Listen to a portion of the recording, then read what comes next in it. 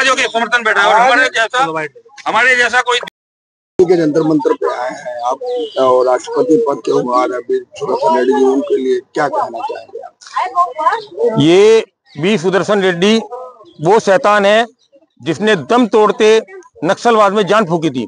छत्तीसगढ़ में सलवा जड़ूम एक आंदोलन था जो कांग्रेस के छत्तीसगढ़ के अध्यक्ष महेंद्र कर्मा जी द्वारा चला गया था और उस आंदोलन के तहत सारे गांववासी गांव छोड़कर सड़कों के किनारे आकर रहने लगे थे।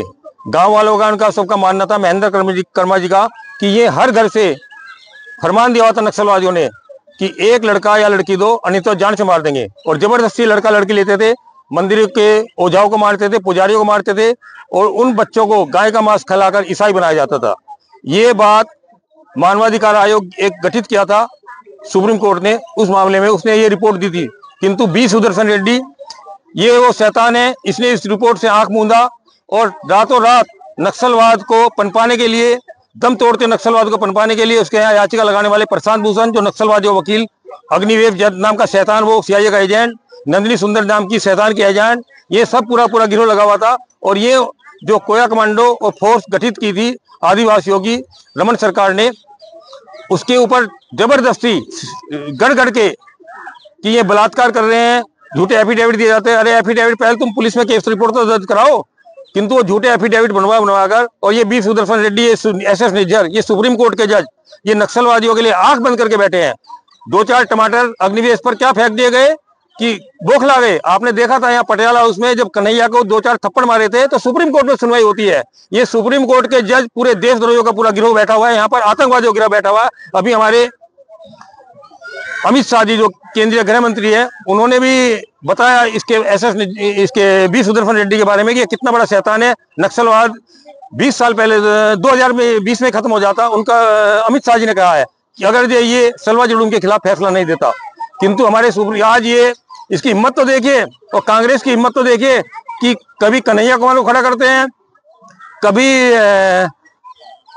ये तुम्हारा जितने भी देशद्रोही हैं उनको टिकट देते हैं। ये वी सुदर्शन रेड्डी भी उसी क्रम में इन्होंने उम्मीदवार बनाए। सब जानते हैं कि आतंकवादी, किंतु ये सब आतंकवादियों को पनपा रहे हैं। तो इंडी गठबंधन ने देशद्रोहियों को आगे करने की एक नीति बना लिया है।